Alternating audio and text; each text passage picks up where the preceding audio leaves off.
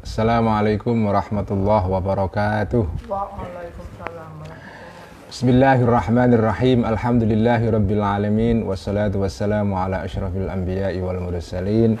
Sayyidina wa habibina wa maulana wa qurrati a'yunina Muhammadin wa ala alihi wa ashabihi wa man tabi'ahum bi ihsanin ila yaumiddin. Rabbi syrah li sadri wa yassir li amri wahlul 'uqdatam min lisani yafqahu qawli. Rabbi zidna ilma warzuqna fahma, amin ya rabbal alamin. Amma ba'du. Para santri Ikhya online, para teman-teman semua, mari kita mengaji kitab Al-Munqidh minadh Dhalal dan Ihya Ulumuddin seperti biasa pada malam Jumat. Malam ini kita akan membaca kitab Al-Munqidh pada halaman 124, kemudian Ihya pada halaman 1009. Sebaiknya teman-teman kalau ikut ngaji, kalau sempurnanya adalah sambil menyimak teksnya ya. Tapi kalau tidak sempat ya nggak apa-apa, mendengarkan saja. Tapi sempurnanya adalah sambil menyimak teksnya sehingga dapat berkah dari kitabnya Imam Ghazali.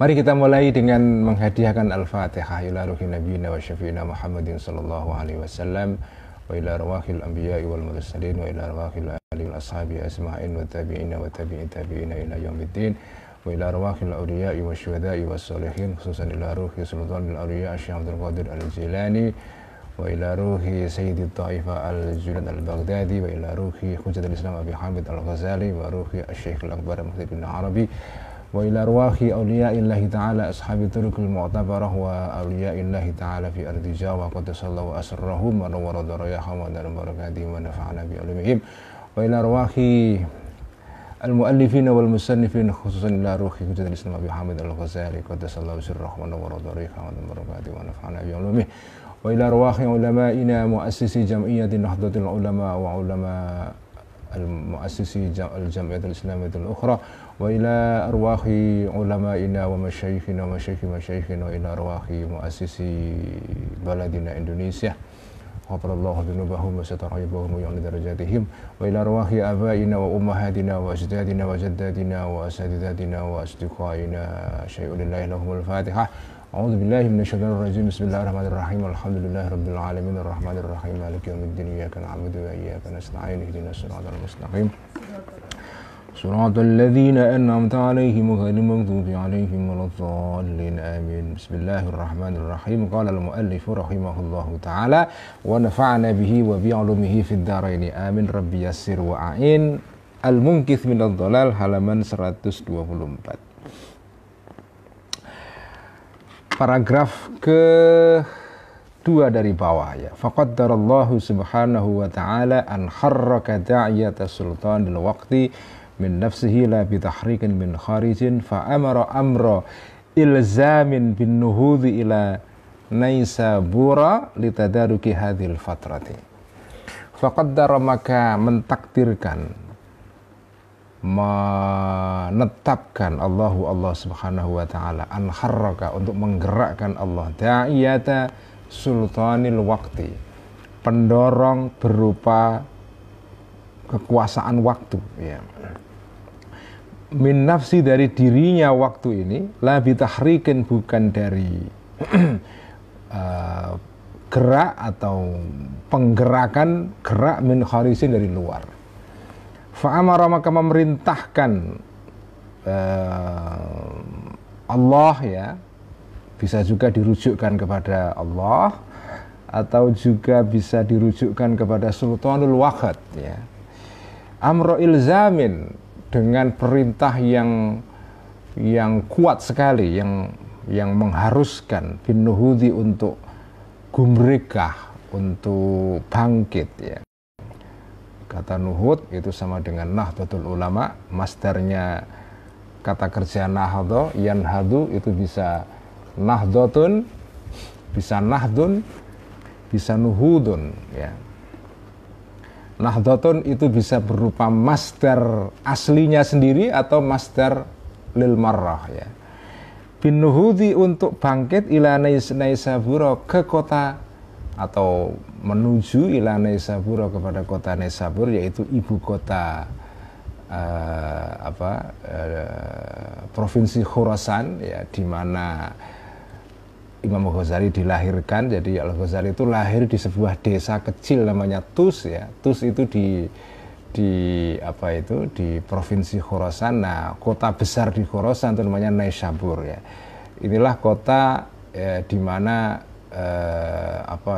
pusat keilmuan Islam itu berada di daerah timur ya.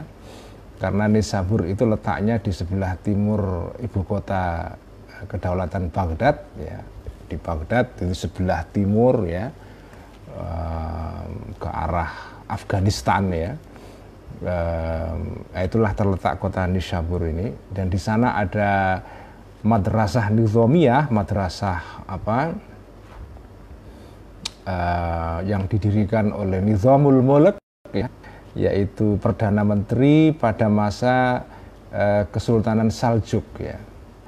Jadi dinasti Abbasiyah itu dalam perkembangannya pada abad ke-9 dan 10 Masehi itu jatuh ke wangsa atau keluarga Saljuk ya, dari Turki.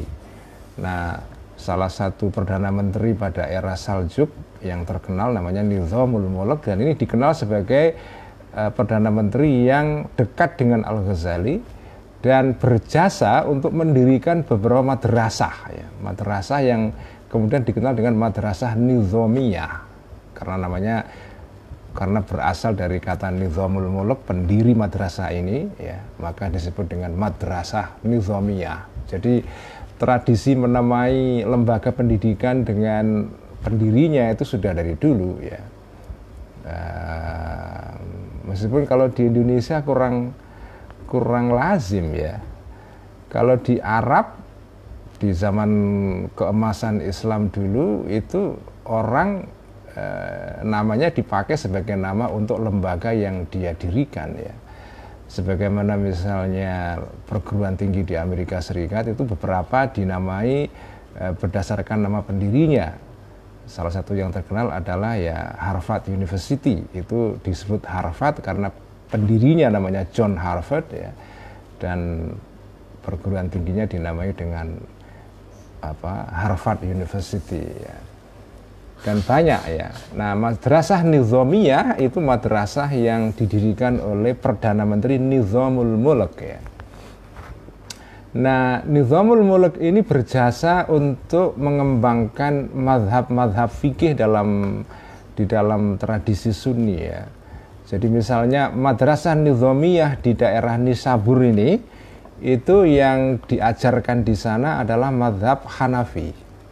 Karena di daerah Khurasan itu yang paling banyak ketika zaman Al-Ghazali hidup itu adalah madhab Hanafi. Tetapi madrasah nizamiyah yang di Baghdad ya, di mana Al-Ghazali nanti belakangan akan mengajar, atau sebelumnya, bahkan sebelum beliau ini uzlah dan kemudian mengarang kitab Ihya ini, yaitu di kota Baghdad. Nah, madrasah nizamiyah yang di Baghdad itu madhab fikih yang diajarkan di sana madhab Syafi'i. Jadi madrasah nizamiyah ini mengajarkan fikih dengan madhab yang beda-beda sesuai dengan madhab yang dominan di situ. Jadi dulu itu kawasan-kawasan Islam yang berada di bawah kekuasaan Daulah Islamiyah itu madhabnya beda-beda ya. Di sebuah daerah ada yang madhabnya Hanafi, ada yang madhabnya Syafi'i, ada yang madhabnya Maliki, terutama di daerah Ifriqiya itu kalau sekarang Tunis ya, daerah Afrika bagian utara, Mesir ke arah barat ya, itu semua adalah disebut dengan Al-Maghrib. Nah, daerah situ itu daerah yang dominan madhabnya adalah madhab Maliki. Karena itu qadhi-qadhi yang diangkat oleh para raja-raja ketika itu di daerah itu sesuai dengan madhab yang berkembang atau yang dominan di situ. Karena itu dulu khilafah Islamiyah itu atau kerajaan Islam pada zaman dulu di dalam satu negara itu fikihnya macam-macam. Jadi tidak ada semacam kalau sekarang kan ada kitab undang-undang hukum pidana KUHP gitu yang seragam untuk seluruh negara. Di zaman itu yang terjadi bukan begitu. Yang terjadi ketika itu adalah seperti yang kalau sekarang istilahnya itu legal pluralism ya. Jadi ada pluralisme hukum dalam sebuah negara. Jadi dalam sebuah negara ada banyak hukum yang berbeda-beda yang dianut oleh masyarakat di situ. Karena memang mazhab yang diikuti oleh penduduk itu beda-beda. Nah, madrasah nizamiyah yang di Nisabur ini itu di sana diajarkan mazhab Hanafi. Meskipun fikih-fikih yang lain bukan berarti tidak diajarkan, tetapi jabatan profesor yang paling prestisius di sekolah itu dijabat oleh profesor yang mengajarkan mazhab Hanafi karena di situ yang dominan adalah mazhab Hanafi. Litadaruki hadil fatrati untuk untuk menyelamatkan keadaan vakum ini ya.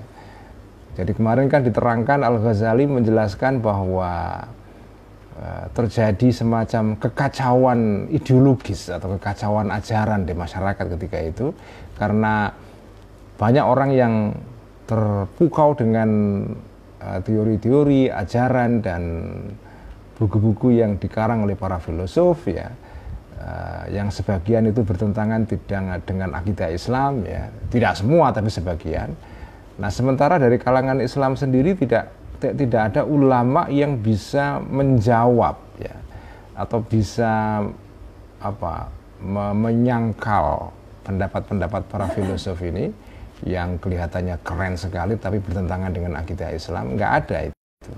Jadi yang ada adalah orang-orang yang tidak belajar filsafat dan sok-sok berani menghadapi para filosof. Akhirnya pembelaan mereka kepada Islam justru menimbulkan efek negatif, bumerang, membuat Islam jadi buruk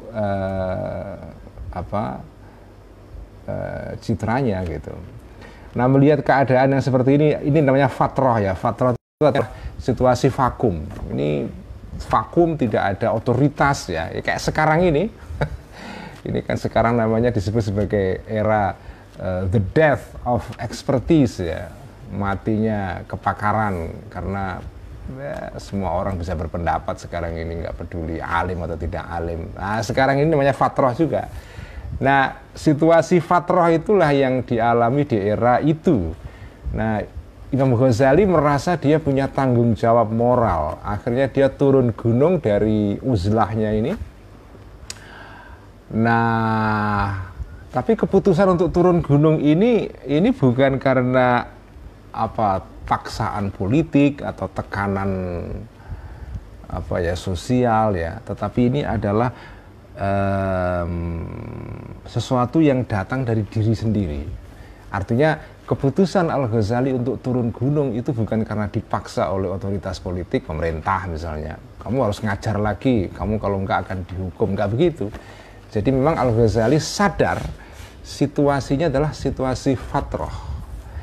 Nah ini kalau nggak ada orang yang turun gunung untuk menyelamatkan keadaan, masyarakat bisa bingung ini.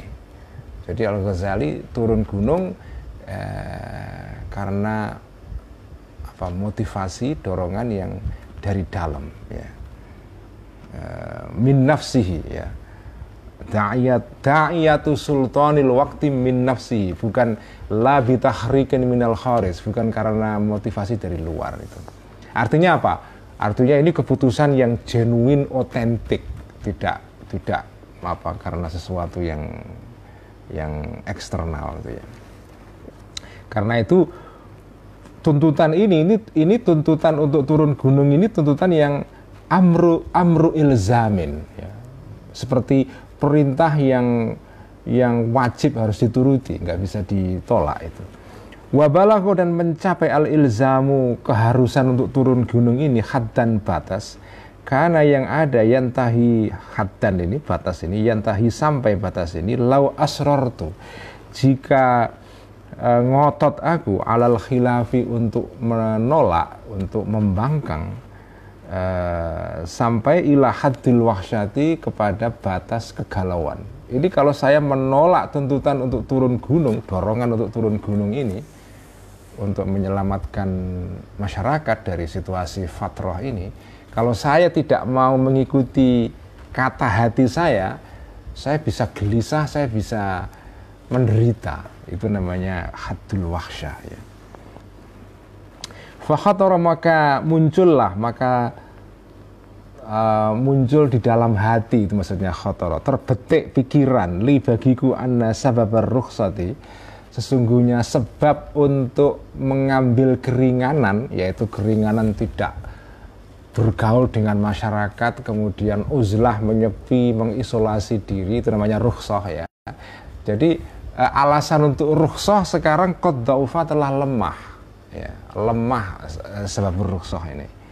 Karena keadaan menuntut orang untuk turun gunung, jadi nggak ada alasan kamu untuk asyik masyuk menikmati meditasi, uzlah, nyepi sendiri, tidak mau ikut mengatasi keadaan. Jadi kalau keadaan normal itu rukhsah, kamu boleh ya uzlah dan segala macam. Tapi kalau keadaannya urgen dan darurat ya, fatrah, ada situasi vakum, orang yang punya ilmu, ini pelajaran penting sekali ini. Orang yang diberikan anugerah oleh Allah berupa ilmu, ya, itu kalau situasi yang menuntut orang untuk medar ilmunya, mengeluarkan ilmunya, ya, dia harus turun gunung, tidak boleh egois, kemudian saya mau sendirian saja khalwat ya, mutolaah, baca buku sendiri lebih nikmat, nggak mau ikut-ikutan terlibat di dalam kontroversi sosial misalnya.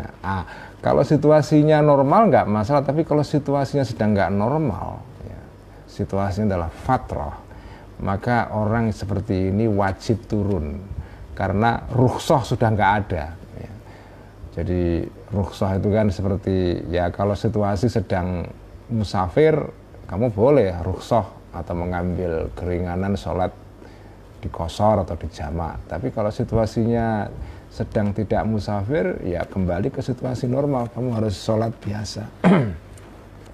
Falayam bagi, maka tidak seyogianya an yakuna, ada ba'ithuka, dorongan bagimu. Ya, ini ka di sini kembalinya kepada Al-Ghazali. Jadi Al-Ghazali seperti berbicara dengan dirinya sendiri ini ya. Ini seperti kalau dalam bahasa Inggris disebut dengan soliloquy, artinya apa? Bercakap-cakap dengan diri sendiri, itu soliloquy ya. Apa kalau bahasa Jawanya itu ya apa, seperti mudoroso apa ya, mengeluarkan perasaan, tetapi itu tidak kepada orang lain tapi kepada diri sendiri ya.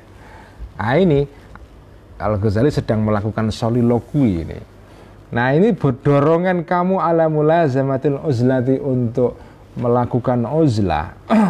Al-kasala, khobarnya yakuna, al-kasala adalah karena malas. Jangan sampai, ini ada loh, orang yang memutuskan uzlah, khalwat, mengisolasi diri, mengkarantina diri, tidak mau terlibat dalam masyarakat, dalam kehidupan pasar ya, kemudian memutuskan jadi manusia kamar. Ya, itu ada orang yang seperti itu, memutuskan menjadi manusia kamar karena malas saja, karena kepingin santai-santai aja hidupnya, nggak mau terlibat dalam kehidupan ramai. Ada orang yang uzlah itu bukan karena dorongan yang otentik, tapi karena malas. Nah, jangan sampai begitu. Wal istirahata, dan istirahat dari kesibukan sosial. Wa talaba izzatin nafsi, dan mencari harga diri. Orang itu kan kalau uzlah tidak bergaul dengan masyarakat itu kan kelihatan kayak angker gitu kan, wah disegani gitu, karena nggak sering kumpul sama orang. Kalau orang sering kumpul sama orang ya, sering komentar di Facebook misalnya, itu kan kayak harganya turun gitu loh, inflasi. Tapi kalau dia nggak pernah muncul cuma sekali-kali saja, itu kan kayak izzatun nafas, harganya mahal itu kan. Nah, jangan sampai begitu. Tujuan kamu uzlah itu jangan untuk menaikkan tarif kamu, maksudnya tarif sosial, ya. supaya kelihatan angker gitu ya, segani orang, harga sosialnya naik. Bukan, kalau tujuan kamu uzlah dan khalwat seperti itu sudah namanya hawa nafsu. Itu sudah menghapuskan seluruh keutamaan uzlah dan khalwat ya. Nah, ini Al-Ghazali mewanti-wanti dirinya, jangan sampai kamu uzlah itu dorongan kamu itu. Dorongannya adalah al-kasal, malas, wal istiraha, maunya enak-enakan, izzatun nafas ya. Wasaunaha, dan memproteksi atau menjaga an-nafas an adzal khalqi, dari disakiti orang-orang, supaya kamu tidak dibully, tidak apa. Jadi keputusan untuk uzlah itu karena menghindari bully atau apa ya. Walima turakhisu li nafsika bi usri muqasatil khalqi ya. Walima, dan kenapa turakhisu, memberikan rukhsah, memberikan keringanan engkau li nafsika, kepada diri kamu, bi usri muqasatil khalqi, dengan alasan susahnya untuk bergaul dengan orang ramai, khalayak ramai. Kenapa kamu memberikan rukhsah, artinya memberikan excuse ya, alasan bagi kamu untuk uzlah, dengan alasan wah kumpul masyarakat itu susah ya, orang itu macam-macam ya, ngomong begini salah, begitu salah, jadi udahlah, lebih baik kita uzlah saja. Nah, kalau alasan uzlah itu karena itu, dan kenapa kamu beralasan seperti itu, padahal wallahu ta'ala, sementara Allah ta'ala yaqulu, berfirman Allah ya, Bismillahirrahmanirrahim, alif lam mim, ahasiban nasu an yutraku an yaqulu amanna wa hum la yuftanun ya. Apakah menyangka an-nasu, orang-orang, an yutraku, untuk dibiarkan mereka ini, an yaqulu, karena mereka mengatakan amanna, kami sudah beriman, wahum, sementara orang manusia ini la yuftanuna, tidak dicoba, nggak diberikan fitnah. Emangnya orang beriman itu gratisan? Begitu kamu mengatakan saya beriman, langsung terus enak-enakan, tidak ada cobaan, tidak ada tantangan. Beriman itu ada resikonya. Emangnya orang kalau beriman, berpendapat, atau punya posisi tertentu di dalam sebuah masalah ya, itu tidak gratisan. Karena kalau gratisan ya enak aja ya. Orang itu kan ketika mengambil satu sikap, otomatis dia harus menanggung harganya. Ada yang pro, ada yang kontra. Begitulah hukum Allah untuk manusia ya. Dengan berkeputusan menjadi orang muslim, beriman ya, itu ya ada harga yang harus dibayar. Dengan berpendapat A, B, atau C ya, itu ada harganya. Jadi orang mengambil posisi sikap itu tidak akan dibiarkan oleh Allah tanpa diberikan cobaan. Karena justru dengan begitu nilai rohani kamu menjadi meningkat itu. Itulah hukum Allah ya. Nggak ada sesuatu yang gratis ketika sampean itu punya sikap ya. Kalau sampean tidak mau diganggu orang ya tidak bersikap sama sekali. Tapi tidak bersikap sama sekali itu namanya pengecut ya. Itu bukan sikap yang benar juga itu. Justru fitnah itu membuat orang menjadi matang secara rohani. Yang ngomong begini enak, kalau jenengan jalani sendiri, wah beratnya minta ampun itu. Walaqad fatanna, dan sungguh telah memfitnah aku Allah, maksudnya alladzina, orang-orang min qablim, sebelum mereka orang-orang yang mukmin pada zaman Kanjeng Nabi. Dulu orang-orang sebelum umat Nabi Muhammad juga mengalami hal yang sama ya. Artinya apa? Ya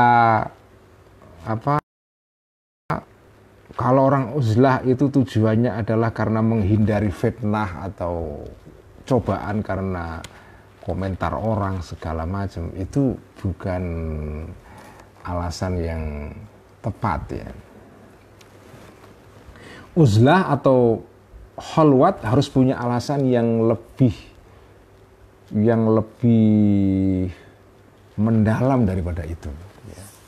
Karena kalau itu berarti apa ya? Jenengan kepingin mendapatkan kenikmatan, istirahat. Ya.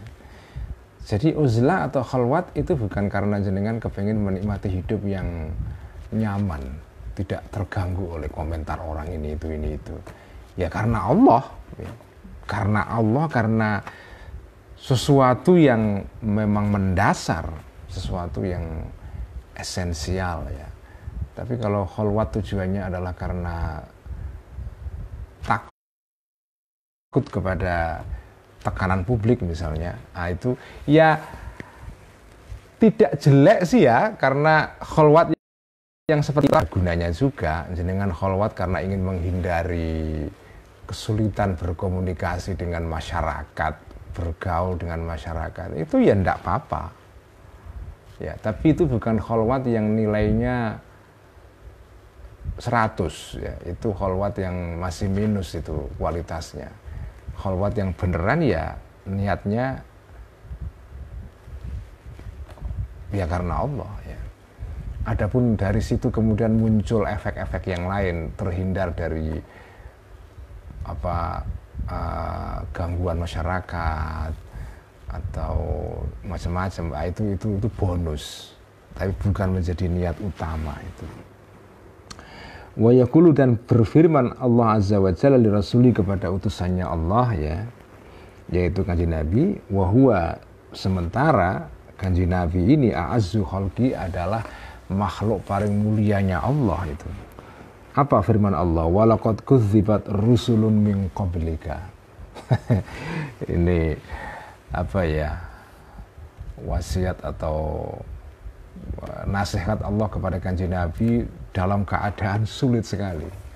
Karena orang yang sedang memperjuangkan gagasan, memperjuangkan nilai ya, dan melawan nilai-nilai yang dominan di masyarakat, itu beratnya Masya Allah ya. Dan pada satu titik kadang-kadang orang merasa nyaris putus asa, nyaris seperti nggak ada gunanya, karena dia sendirian berhadapan dengan seluruh masyarakat. Dia dibully, dinista, dicerca, difitnah ya. Yang paling berat itu difitnah, itu macam-macam fitnahnya. Itu begitulah yang terjadi pada semua orang yang memperjuangkan suatu nilai dan gagasan. Nah, Kanjeng Nabi pernah mengalami situasi sedown-downnya. Nah, pada saat seperti itulah biasanya wahyu turun memberikan semacam konsolasi atau pelipur lara ya. Wahai Muhammad, kalau kamu merasa sedih karena orang-orang melawan kamu, tidak mau percaya kepada nilai yang kamu perjuangkan, jangan khawatir. Walaqad kudzibat, dan sungguh telah dianggap bohong ya, rusulun, para utusan-utusan min qablika, sebelum kamu. Fasabaru, maka mereka bersikap sabar, para rasul ini, alama kudzibu, terhadap ini masdariyah ya, ala takdzibihim iyyahum. Jadi ini masdariyah, artinya yang bisa ditakwil bersama fiil yang terletak sesudahnya dengan masdar, namanya masdariyah. Ala makudzibu, atas keadaan mereka dianggap bohong ini. Mereka sabar walaupun dianggap bohong, artinya nggak dipercayai ya. Wa udzu, dan disakiti para utusan-utusan Allah ini, hatta atahum, sehingga datanglah hum, kepada mereka, nasruna, pertolonganku. Ini orang yang memperjuangkan gagasan atau nilai atau kebenaran ya, itu biasanya ya begitu. Hukum Allah itu adalah orang ini, karena kalau berjuang itu kamu punya gagasan terus diperjuangkan langsung berhasil, ya apa nikmatnya ya. Ya nggak ada kayak gitu, apalagi kalau nilai yang kamu bawa itu nilai yang kontra terhadap nilai yang berkembang di masyarakat, udah pasti kamu akan dimusuhi. Nah, tinggal sikap orang itu saja. Kalau dia persisten, sabar, tidak mundur, ya, biasanya kemudian nanti ada cahaya di ujung lorong, ya. Ada light at the end of tunnel, ada harapan maksudnya, ya. Hatta atahum nasruna, sehingga datang pertolongan Allah, pelan-pelan berubah. Keadaan yang semula memusuhi orang itu tiba-tiba kemudian berubah pelan-pelan. Dan disinilah kalau sudah terjadi perubahan sedikit demi sedikit, itu biasanya nanti akan menjadi langkah-langkah awal menuju kepada perubahan yang lebih besar lagi. Begitulah saya sebut hukum sejarah. Itu hukum besi sejarah. Setiap orang membawa ide baru, ajaran baru, nilai-nilai baru, kebenaran ya, kebenaran lama tapi bentuknya baru, ya. Karena kan kebenaran itu nggak ada lama, nggak ada yang baru. Kebenaran ya kebenaran, dari dulu sampai sekarang sama. Itu pasti begini hukum yang harus dialami. Datang, dimusuhi, kalau dia mundur ya udah selesai. Kalau dia jalan terus, pelan-pelan akan tembus itu. Hatta atahum nasruna. Jadi Muhammad, kamu tidak usah khawatir gitu ya. Wala mubaddila li kalimatillah. Tidak ada seorang yang bisa mengubah terhadap ini kalimatullah. Ini adalah keputusan Allah. Inilah hukum sejarah. Tidak ada yang bisa mengubah hukum seperti ini. Selalu akan terjadi seperti ini dari dulu sampai sekarang. Walaqad ja'aka min naba'il mursalin, dan sungguh telah datang kepada engkau wahai Nabi Muhammad min naba'il mursalina, ini min zaidah ya, kisah-kisah mengenai para rasul-rasul sebelum kamu. Jadi nggak usah khawatir.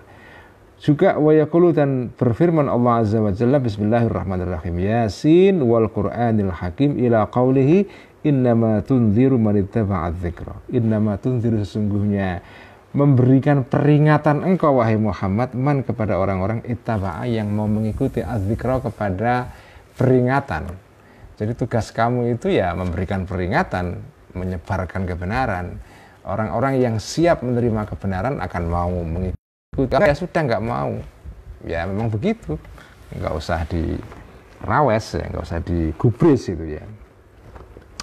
Nah ini jadi artinya apa? Ini bagian yang kita baca barusan ini menunjukkan bahwa Imam Ghazali itu ketika memutuskan turun gunung, meninggalkan khalwatnya, ngajar kembali, itu tidak mudah. Karena orang yang sudah menikmati kehidupan khalwat itu kan menikmati kehidupan yang luar biasa lezat ya. Kelezatan spiritual, kelezatan karena terhindar dari bully atau serangan-serangan dari masyarakat sekitar. Nikmat lah, nyaman. Orang yang khalwat itu nyaman sekali. Nah, meninggalkan kenyamanan ini, kemudian terjun turun gunung untuk mengajar kembali, untuk menyelamatkan tadi itu tadarukul fatrah, untuk menyelamatkan keadaan vakum, itu tidak mudah ya. Sehingga sampai Al-Ghazali harus mengingatkan dirinya dengan sejumlah ayat yang dulu turun kepada Kanjeng Nabi pada saat mengalami kira-kira keadaan yang sama meskipun levelnya lebih tinggi ya. Nah itu intinya ya, orang yang turun gunung itu memang nggak mudah ya. Begitu orang sudah memutuskan turun gunung, artinya menceburkan diri ke dalam keramaian masyarakat, mau mengubah sejarah ya, itu memang ya maju mundur. Ini gimana ini? Sementara Al-Ghazali sudah tidak punya sokongan politik seperti dia nikmati pada era sebelumnya ya, sebelum uzlah itu. Ini gimana kalau saya terjun kemudian berjuang lagi, nggak ada sokongan harta, nggak ada sokongan politik, apakah saya berhasil atau tidak ya? Inilah sumber keraguan Al-Ghazali, dan keraguan seperti ini itu dipunyai oleh semua orang yang melakukan perjuangan apapun ya. Nah, tapi sebelum itu fasyawartu, maka sebelum memutuskan yes turun gunung, fasyawartu, maka bermusyawarah aku fidzalika mengenai hal ini semua jamaatan kepada segolongan orang-orang min arbabil qulubi, yaitu berupa orang-orang yang memiliki hati yang bersih ya, wal musyahadati, dan punya kesaksian atau penglihatan mengenai alam-alam gaib. Artinya orang-orang yang sudah musyahadah, sudah disingkapkan hijabnya oleh Allah, para wali lah. Artinya Al-Ghazali sebelum turun gunung ini konsultasi dulu dengan para orang-orang ahli hikmah ya. Fattafaku, maka sepakat semua para arbabul qulub ini alal isyarati, untuk memberikan isyarat, bitarkil uzlati, untuk meninggalkan uzlah, wal khuruji, dan keluar minaz zawiyati, dari zawiyah, dari tempat uzlah ya, dari kapel kalau istilah orang Kristen ya.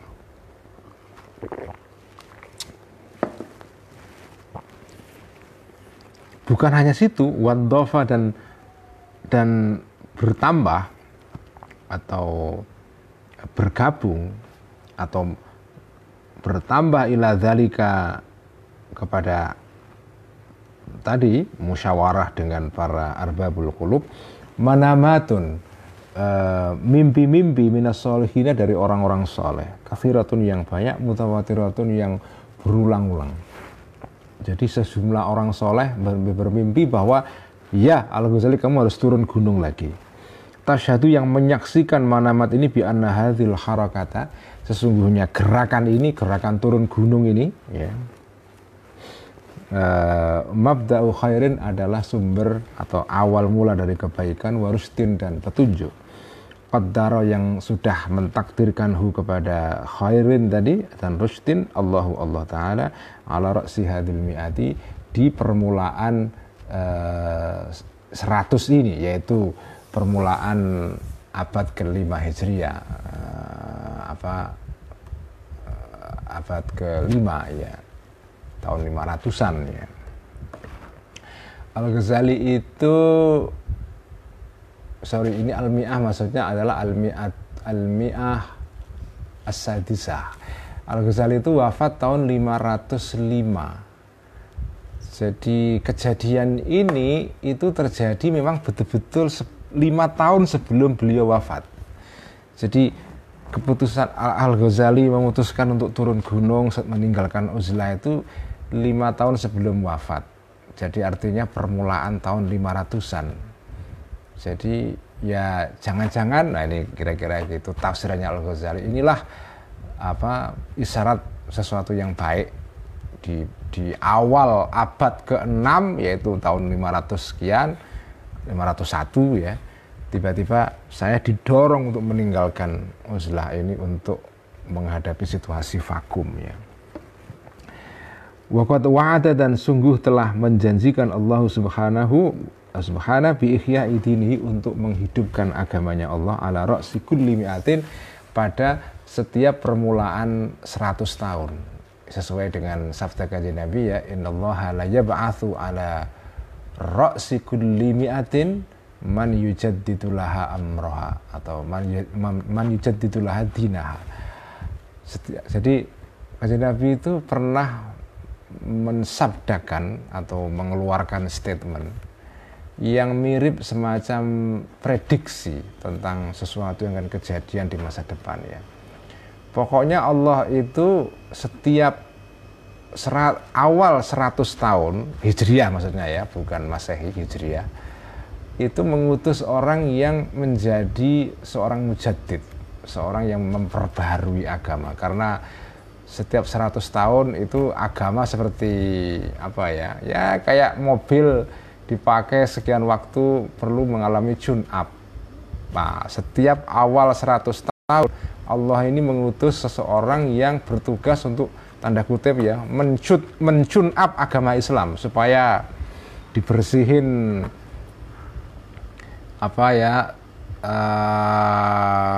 olinya, diganti olinya, dibersihin saringan anginnya diganti macam-macam lah, pokoknya onderdil yang sudah ngelokor dan seterusnya. Nah itulah namanya mujaddid itu. Nah setiap awal 100 tahun itu Allah mengutus seorang mujaddid ini.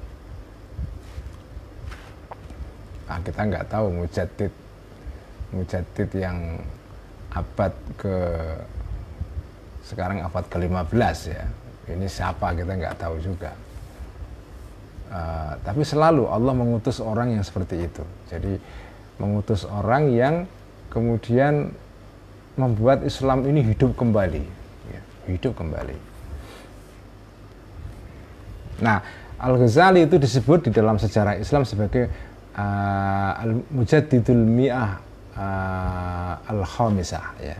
Jadi mujaddid abad ke-5, ya, abad ke-5 Hijriah, ya.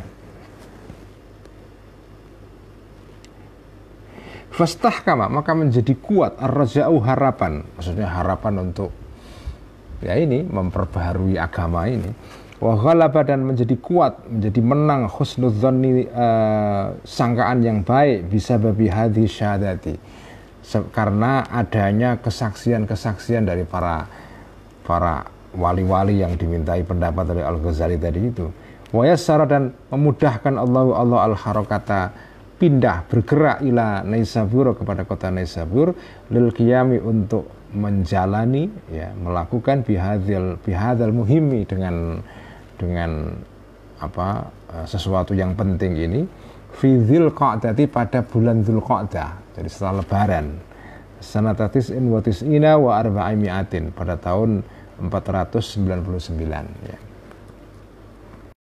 Jadi ini caranya ya, kalau jenengan menyebutkan tahun di dalam bahasa Arab, itu bahasa Arab itu kan memang sistem penulisannya kan dari kanan ke kiri, mengikuti sistem dalam bahasa-bahasa Semitik, ya, bahasa-bahasa Semitik seperti bahasa Arab, bahasa Ibrani, bahasa Syriak atau Suryani, bahasa Ugaritik, bahasa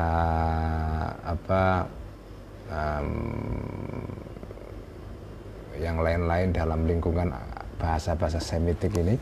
Bahasa-bahasa Semitik, ya, termasuk bahasa Arab, itu kan sistemnya ditulis dari kanan ke kiri, beda dengan bahasa Inggris atau bahasa Indonesia, ya, atau tulisan Latin, itu kan tulisan yang dari kiri ke kanan. Nah, kalau Arab dari kanan ke kiri, kecuali angka. Nah, kalau angka itu tetap dari kanan ke kiri. Karena itu ketika menyebut angka itu, ya, tahun 499 itu nyebutnya bukan sanata arba'imiatin wa tis'ina wa tis'in, enggak. Tapi buat sanata tis'in wa tis'ina wa arba'imiatin, tahun 990 400. Itu kalau dibaca dari kanan ke kiri sesuai dengan bacaan Arab. Tapi karena sistem penulisan angka dalam bahasa Arab itu tidak seperti dalam penulisan huruf, ya, yaitu dia harus dari kanan ke kiri. Karena itu cara mengucapkan angka dalam bahasa Arab, misalnya 499 itu cara menulisnya adalah tahun itu dari kanan ke kiri 499, bukan dari kiri ke kanan, ya. Dari kiri ke kanan bacanya, bukan dari kanan ke kiri, ya. Karena kalau jenengan baca sesuai dengan urutan dalam bahasa Arab, maka jadinya adalah tahun 990 400, jadi aneh, ya kan? Nah, itulah sistem penulisan angka dalam bahasa Arab. Jadi angka ditulis dalam bahasa Arab bukan dari kanan ke kiri seperti tulisan Arab, tapi dari kiri ke kanan. Wa kana, dan ada al-khuruj, keluar min Baghdad, dari kota Baghdad, ya, fi Dzulqa'dati, pada bulan Dzulqa'dah, sanata tsamanin wa tsamanina, ya. Jadi keluar dari Baghdad, yaitu mulai Al-Ghazali itu uzlah itu pada tahun 480 ya. Wa balaghat dan mencapai muddatul uzlati, masa uzlahnya Al-Ghazali itu 11 sanatan, 11 tahun. 11 tahun Al-Ghazali itu uzlah ya. 11 tahun sampai ini ya, sampai 5 tahun menjelang wafat ini ya. Ini kan beliau mengatakan begini, ini kan ya ini pada saat nulis Al-Munqidh ini. Jadi 11 tahun uzlahnya itu. Setelah 11 tahun uzlah, kemudian turun gunung, pergi ke kota Nisabur untuk ngajar kembali di Madrasah Nizamiyah. Ya. Bukan ke kota Baghdad. Ya. Jadi Al-Ghazali tidak mau. Sebetulnya beliau itu diminta oleh raja ketika itu untuk balik ngajar ke kota Baghdad. Tapi beliau menolak. Beliau lebih memilih untuk ngajar di kota Nisabur. Gitu. Wahadhi, dan ini harokatun adalah gerak qaddaro yang mentakdirkan, memastikan hak kepada harokah Allah Ta'ala. Ini memang sudah dikehendaki oleh Allah ini. Wahiyya min ajaibi takdiratihi, dan gerakan ini adalah min ajaibi takdiratihi, termasuk keajaiban takdirnya Allah. Allati lam yakun, yang tidak ada laha bagi takdir ini inkidahun tercetus, ketercetusan, itu inkidahun. Kata inkidah dari kata qadhun, artinya adalah mencetuskan api itu loh. Dulu sebelum zaman ada korek ya, sebelum ada korek, orang tuh kalau bikin api itu kan batu digosok-gosok gitu kan. Nah, begitu meloncat apinya, itu namanya pada saat keluar api itu namanya inkidah. Jadi ide yang muncul di pikiran itu diserupakan dengan api yang meloncat dari batu yang digosok-gosok itu. Tes itu. Nah, itulah ide itu. Makanya orang yang punya ide dalam bahasa Arab itu biasa mengungkapkan itu dengan istilah inqadaha ya. Sesuatu tercetus di dalam pikiran saya. Ya, cetus itu sebenarnya itu. Cetus itu dalam bahasa Melayu itu kan arti awalnya adalah itu. Orang bikin api dengan cara digosok-gosok batu itu. Itulah inkidah ya. Inkidahun, ketercetusan fil qalbi, di dalam hatiku atau pikiranku, fi muddatil uzlati, pada masa uzlah. Pada masa uzlah Al-Ghazali itu nggak pernah kepikiran akan turun gunung lagi. Gak bakalan. Begitu beliau sudah memutuskan untuk meninggalkan kota Baghdad, beliau itu niatnya sebetulnya itu goodbye, selamat tinggal dunia. Saya ingin menjadi seorang seorang pengembara atau seorang yang uzlah selama-lamanya ya. Menjadi seorang pertapa. Saya akan menjadi pertapa selamanya, tidak akan balik lagi ke masyarakat ya. Jadi meninggalkan Baghdad for good, artinya selamanya. Tapi ternyata Allah menghendaki yang lain. Kama lam yakun, sebagaimana tidak ada al-khuruju, keluar min Baghdad, dari kota Baghdad, wan nuzu'u, dan menyingkirkan diri atau menjauhkan diri antil kal ahwali, dari seluruh keadaan-keadaan itu, artinya keadaan di Baghdad, ngajar, terlibat di dalam politik, macam-macam lah ya. Mimma, termasuk sesuatu yakturu yang terbetik, ma ini imkanuhu, yakturu yang terbetik, terpikirkan, imkanuhu, kemungkinannya, ma ini aslan sama sekali, bil bali, di dalam pikiran. Sebagaimana Al-Ghazali ketika memutuskan pindah dari kota kelahirannya di Tus, kemudian dari Nisabur, kemudian ke Baghdad ya, ngajar di kota Baghdad, di pusat ibu kota, menjadi orang yang terhormat.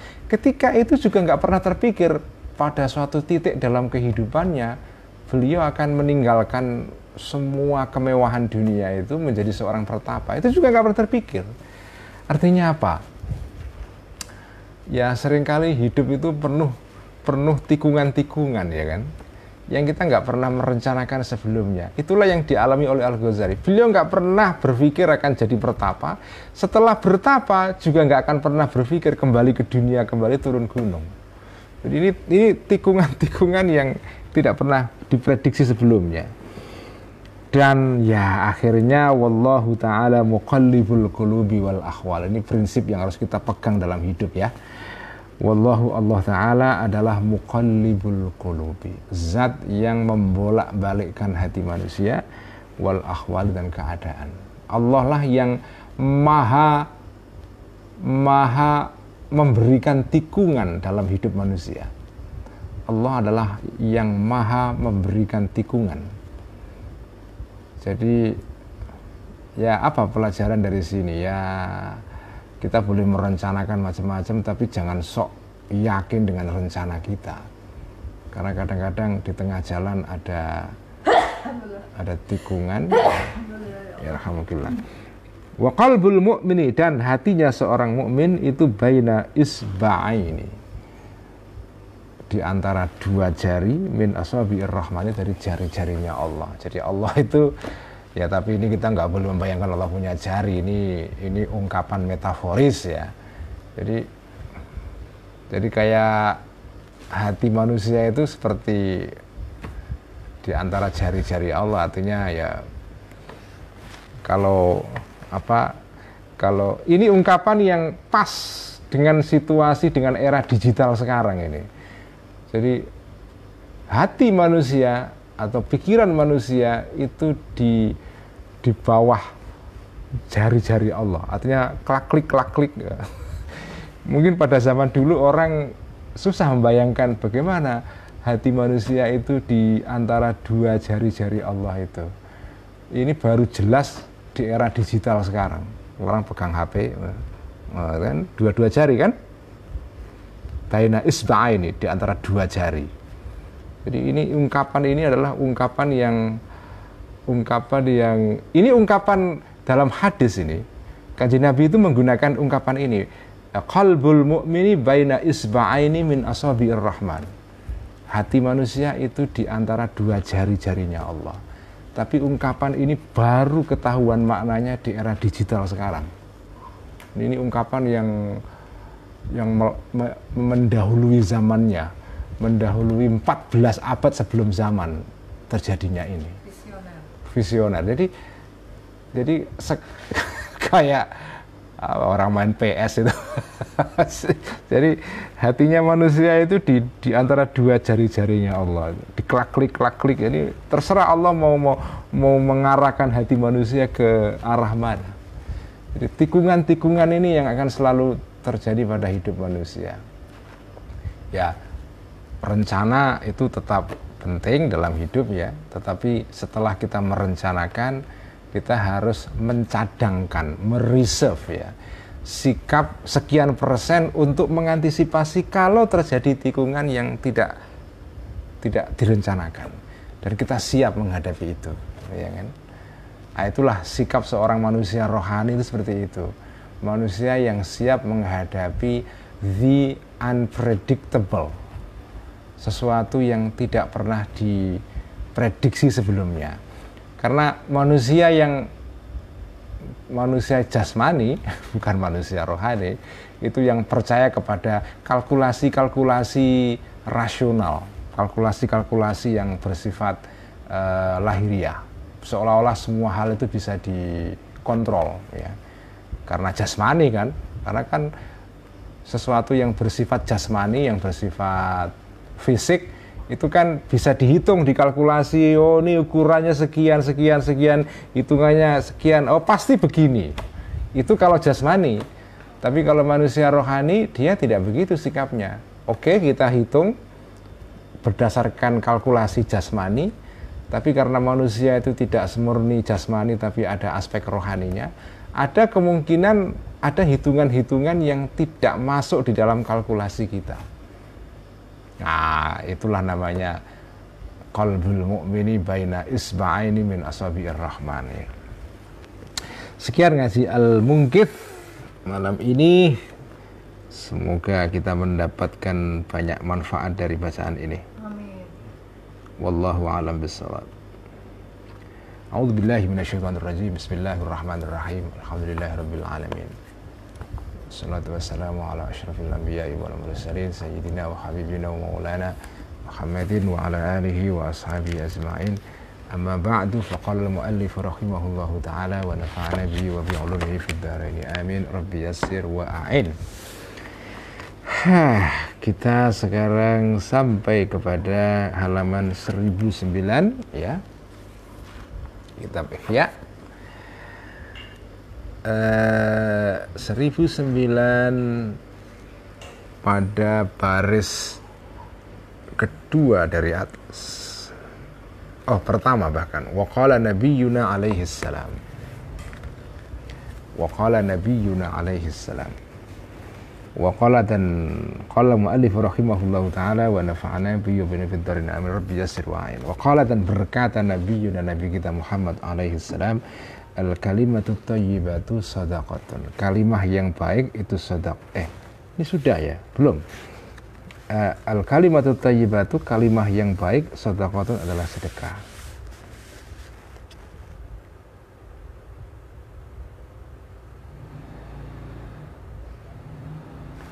Ini sudah ya kayaknya ya. Ya sudah ya. Kita sampai kepada al-afatus sadisatu, mulai dengan afat yang keenam ya. Nah, kita masuk kepada bahaya mulut yang keenam ya. Ini bahaya yang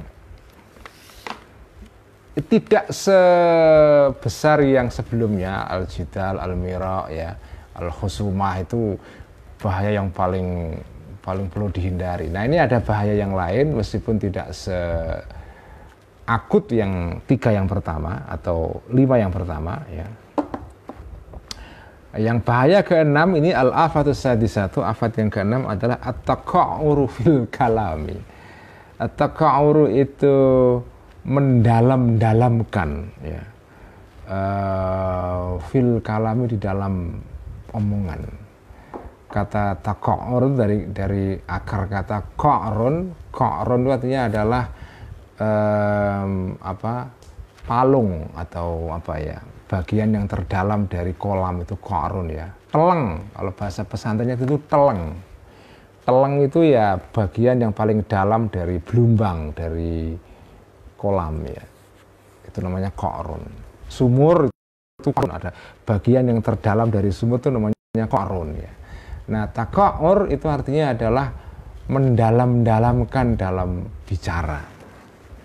Dengan cara apa? Bitasyadduqi, dengan cara berbusa-busa. Tasyadduq itu artinya omongan sampai penuh di seluruh mulut, itu yang namanya tasyadduq ya.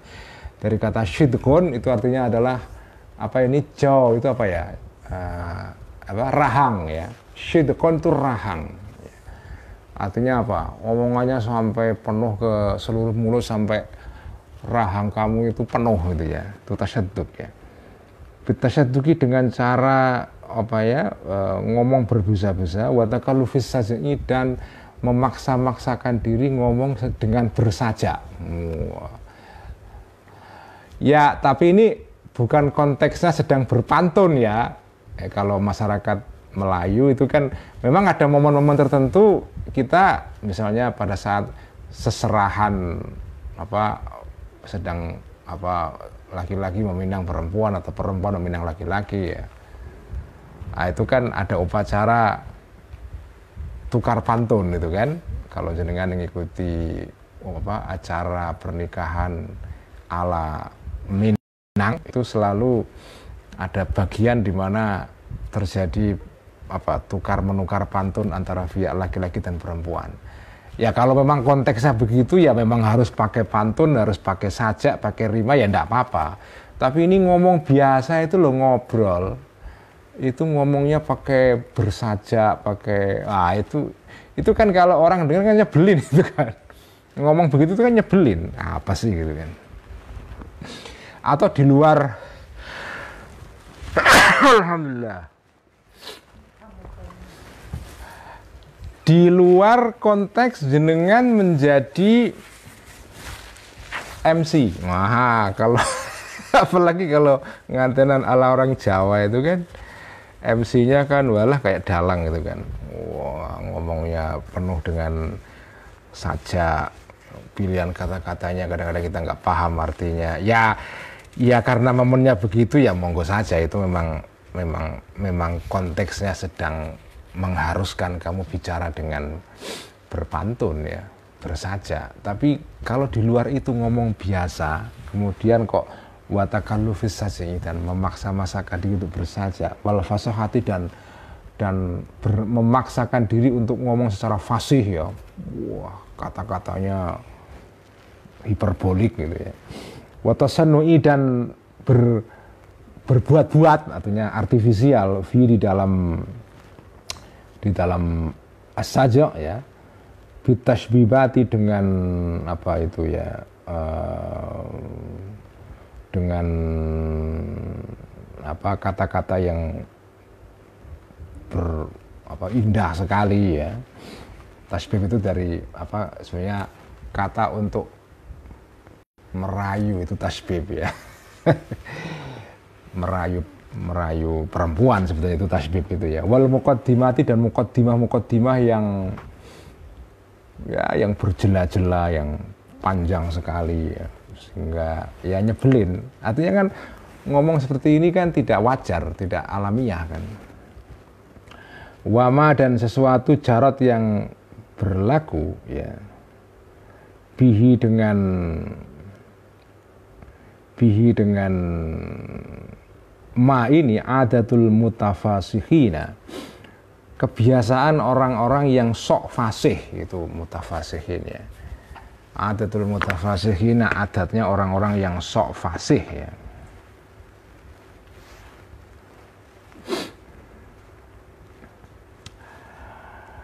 Al-mudda'ina yang mengaku-ngaku atau mengklaim ya lil khotabati untuk terhadap keahlian khotobah, yaitu retorika ya. Wa kullu dzalika, dan semuanya tadi itu adalah minat tasannu'i, termasuk tindakan artifisial, dibuat-buat, al-madhmumi yang dicela, wa minat takallufi dan termasuk perbuatan yang dipaksa-paksakan ya, al-mamquti yang dibenci ya. Al-mamquti yang dibenci. Alladzi qala, yang pernah bersabda Kanjeng Nabi Muhammad Shallallahu Alaihi Wasallam mengenai hal ini tadi. Kanjeng Nabi itu pernah bersabda menyinggung hal seperti ini ya, menyinggung mengenai soal apa? Ya ini orang yang ngomong dengan berbusa-busa, disajak-sajakkan itu ya. Kata atau sabda Kanjeng Nabi, ana wa adkiya'u ummati bara'un atau bura'u minat takallufi ya. Ana, aku, wa adkiya'u ummati, dan umat-umatku yang bertakwa, bura'u ya, dari kata jamaknya bari'un, bura'u, bebas atau apa ya, bura'u bebas atau menjauhkan diri minat takallufi, dari tindakan artifisial. Artinya ya menjadi manusia itu dalam segala hal itu sebaiknya itu bertindak secara alamiah ya, natural. Begitu jenengan tidak natural, dipaksa-paksakan diri, itu pasti jengkelin. Apa saja lah ya, apa saja yang tidak natural, yang tidak sepantasnya, itu pasti jengkelin. Ngomong dipaksa-paksakan ya, nulis ini kadang-kadang kita akan ketahuan orang yang sebetulnya sudah kehabisan ide dalam nulis ya. Idenya itu sudah habis, tapi karena tuntutan nulis skripsi harus sekian halaman, idenya habis, jadi dipanjang-panjangin. Akhirnya apa? Tulisannya membosankan, ketahuan itu sudah nggak alamiah lagi ya. Begitu sudah kehabisan ide, dipanjang-panjangin, nah udah kehilangan substansi udah. Nah, Kanjeng Nabi nggak suka seperti itu ya.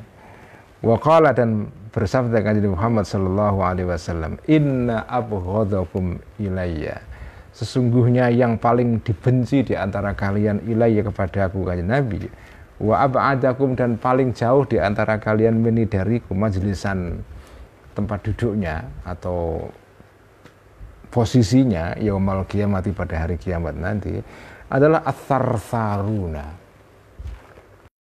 orang yang banyak ngomong. Itu sarsarun ya. Ats-tsarsaruna, orang yang banyak ngomong ya. Ini saya jadi ingat novel karangan Najib Mahfudz ya. Dia punya novel judulnya kalau tidak salah Sarsaratun Fauqan Nil ya. Sarsaratun Fauqan Nil. Nah, ini dari kata ini sarsaruna, orang yang banyak ngomong. Wal mutafaikihuna, dan orang yang ngomongnya sampai memenuhi mulutnya. Al mutasyaddiquna, sama orang yang ngomong berbusa-busa, fil kalami, di dalam omongan. Itulah orang yang dibenci Kanjeng Nabi, orang yang ngomong berbusa-busa tanpa substansi maksudnya ya. Dan kenapa seperti ini? Kenapa ya? Dengan tidak mengerti konteksnya hadis ini, kalau tidak paham tentang kebiasaan orang Arab. Orang Arab itu adalah orang yang kalau ngomong, itu kalau sudah ngomong itu, waduh, wah udah, apa, kalau menurut teman saya Hamid Basaib itu, dia kan orang Arab juga kan. Kalau dia menggambarkan teman-temannya Arab itu kalau sudah ngomong udah kayak ular kambang. Lidahnya itu panjang sekali ya, panjang sekali ya. Ya begitu. Ya ini bukan sikap rasial ya. Ya masing-masing orang bangsa itu kan punya kebiasaan sendiri-sendiri ya. Nah, kebiasaan orang Arab itu suka ngomong memang.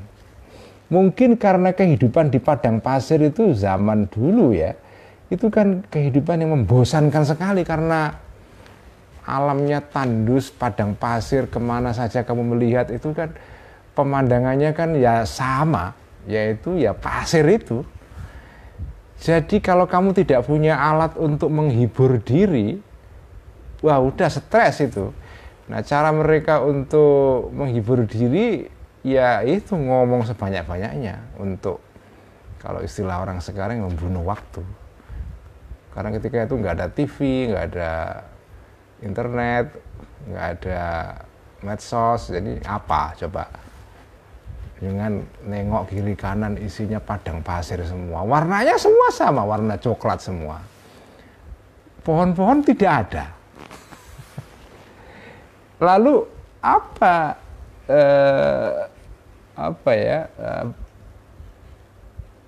pelarian orang dari situasi membosankan seperti itu? Ya ngomong, berpuisi.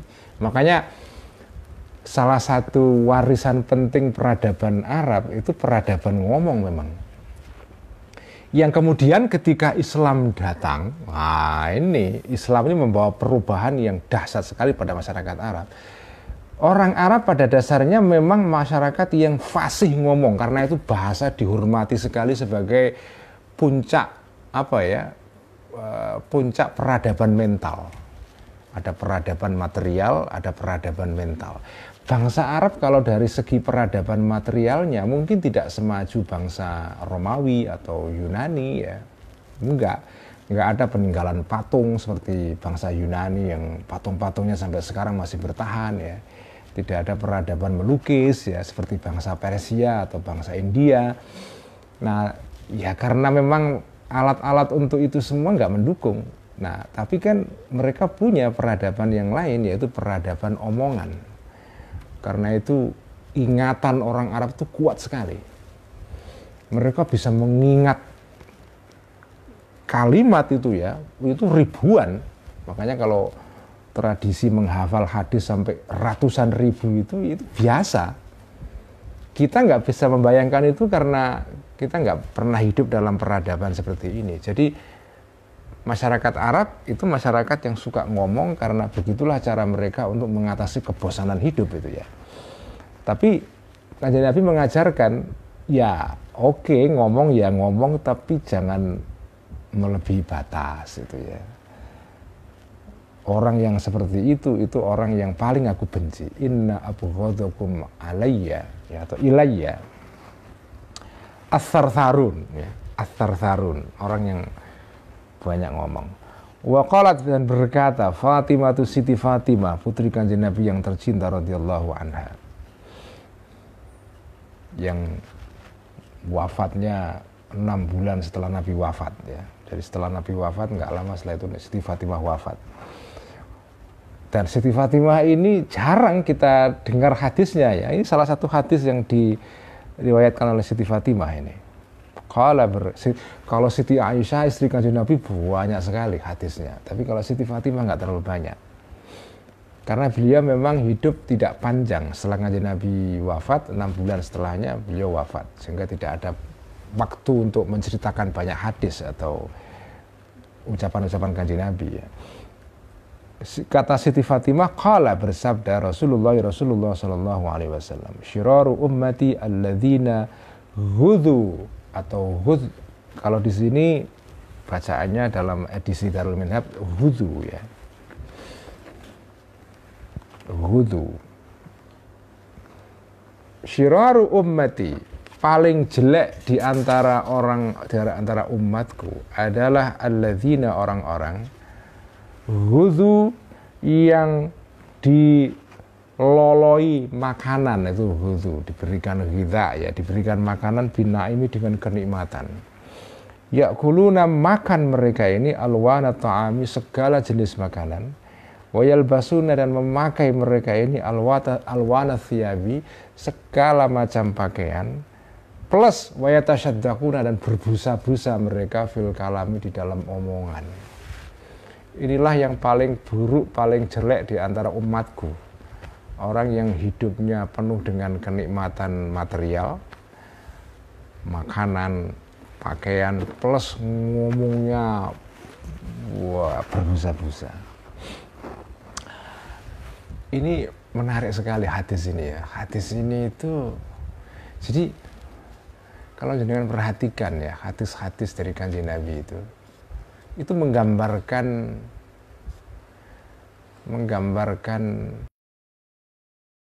yang diidamkan Nabi bagi umat Islam. Kanjeng Nabi itu sebetulnya gambarannya ya mengenai umatnya itu ya orang-orang mukmin, beriman ya, yang hidupnya itu yaitu kalau dalam istilah Al-Ghazali itu qadrul haja atau qadrul darurah, sesuai dengan kebutuhan sajalah, sederhana gitu ya, sederhana. Makanya Kanjeng Nabi itu pernah dikasih pakaian yang bagus sekali ya, kemudian dikasihkan kepada orang lain. Ketika sholat, di depannya ada pakaian yang berwarna-warni, motifnya macam-macam, kemudian diminta untuk disingkirkan pakaian itu atau kain itu karena mengganggu sholatnya Kanjeng Nabi.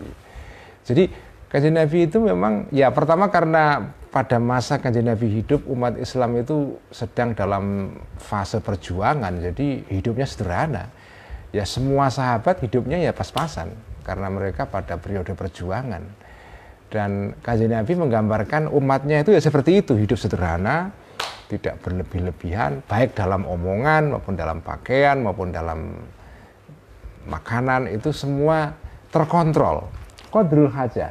Ya apa artinya? Kanjeng Nabi itu sebetulnya ya sufi. Itu intinya. Kanjeng Nabi itu orang sosok yang seorang sufi dan menghendaki umatnya itu ya menjadi manusia sufi, manusia rohani ya. Yang di dalam segala hal itu tengah-tengah, moderat, tidak berlebihan itu ya. Tetapi, nah ini menariknya, Kanjeng Nabi ini seperti sebagaimana umumnya orang yang memang punya kecerdasan yang luar biasa. Beliau itu bisa membaca kira-kira tren ke depan. Ya selain karena diberikan keistimewaan oleh Allah berupa wahyu yang menceritakan keadaan di masa depan, tapi beliau sendiri memang orang yang cerdas ya.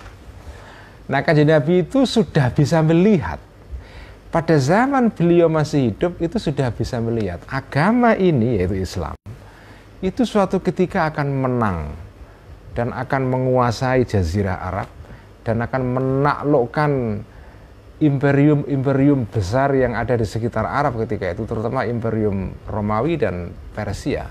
Itu semua akan dikalahkan nanti, dan kalau dalam istilah Jawa gitu, mengko yen zamane wis rejo, nah itu kira-kira begitu ya.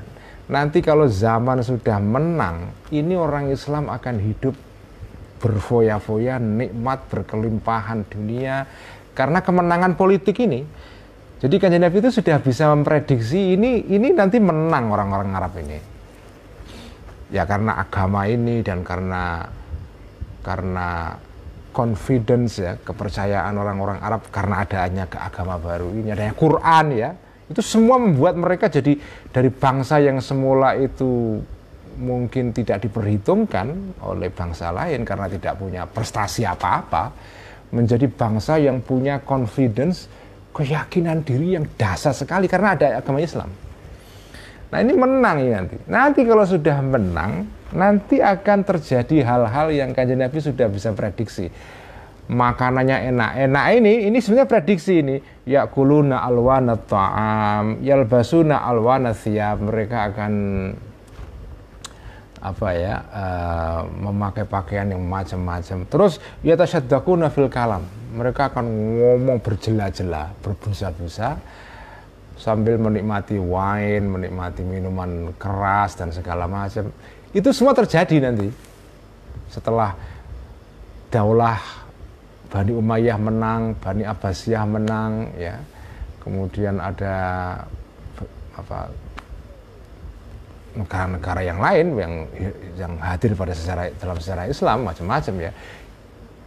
Itu nanti akan terjadi situasi yang berkebalikan dari hidup yang sederhana pada zaman Kanjeng Nabi menjadi hidup yang penuh dengan foya-foya, yang penuh dengan material affluence, kelimpahan dunia ya.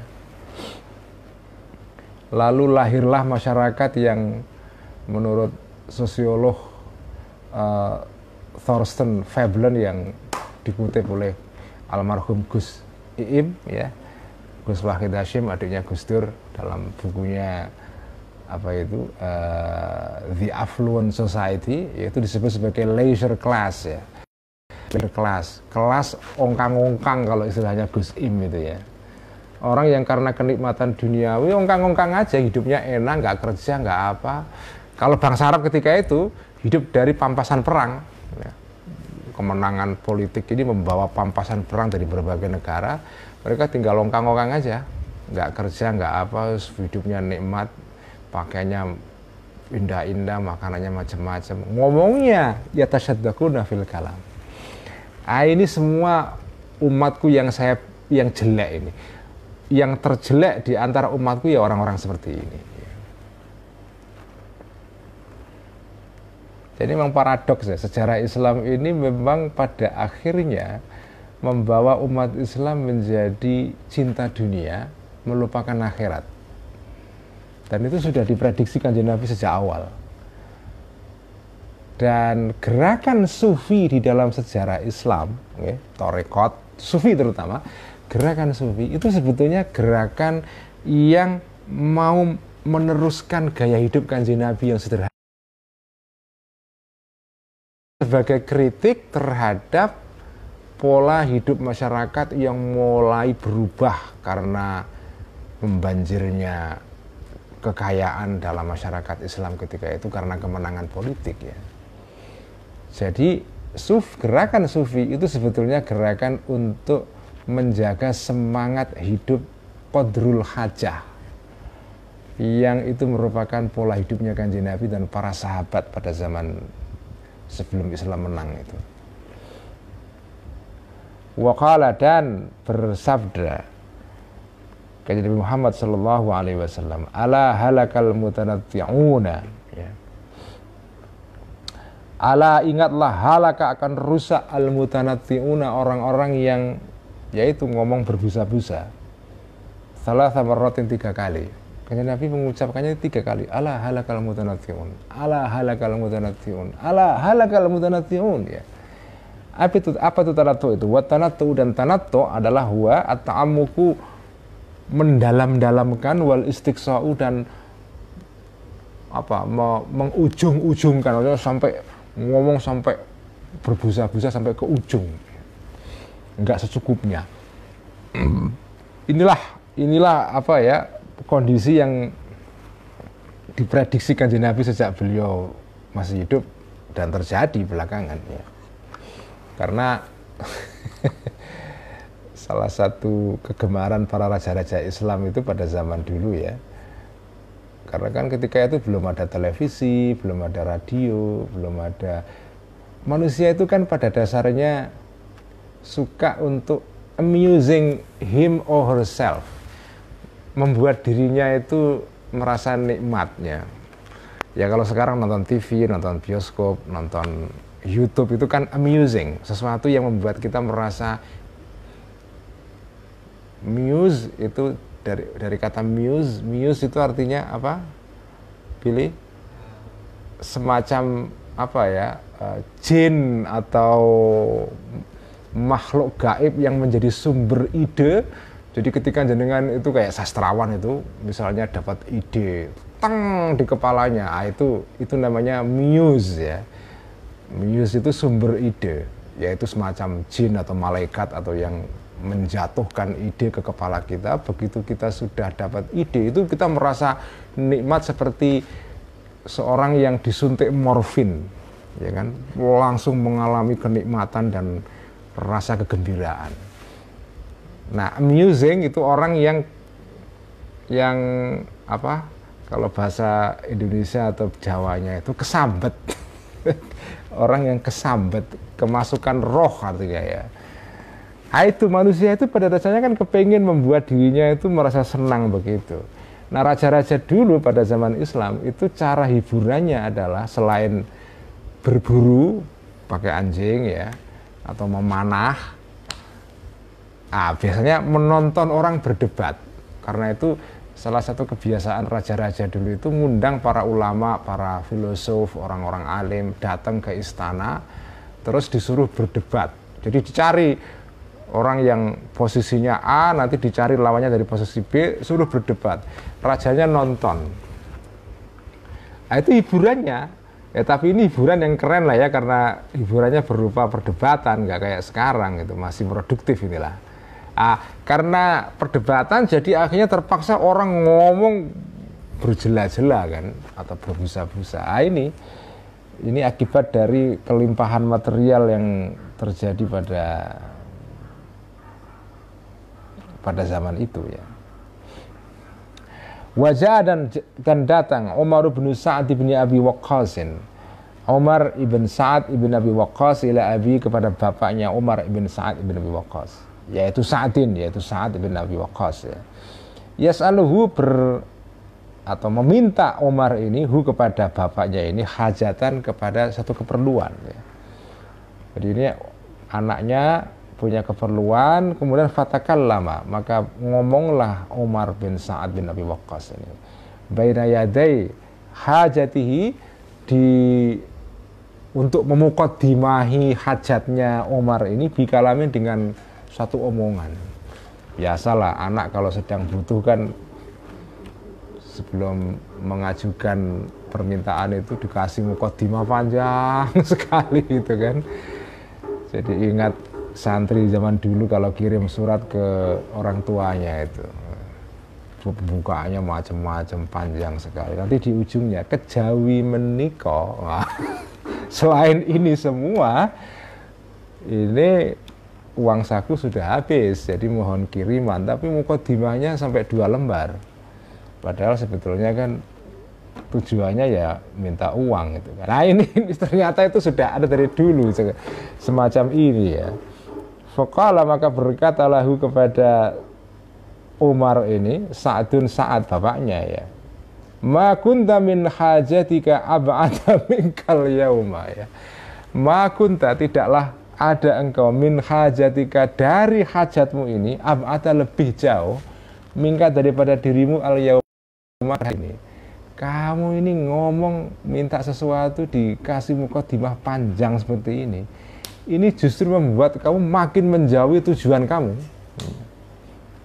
Artinya apa? Enggak tertarik saya mendengarkan mukadimah panjang seperti itu. Ini sesungguhnya aku, yaitu Sa'ad bin Abi Waqqas. Ini sahabat ya. Sa'ad bin Abi Waqqas ini seorang sahabat ya. Sami itu pernah mendengar aku Rasulullah sallallahu alaihi wasallam yaqulu bersabda kanjeng Nabi, ya'ti 'alan nasi zamanun. Nah, ini prediksi kanjeng Nabi ini ya. Ya'ti akan datang 'alan nasi kepada manusia zamanun, suatu zaman, yatakhallaluna yang menyela-nyelai manusia al-kalama omongannya bi alsinatihim dengan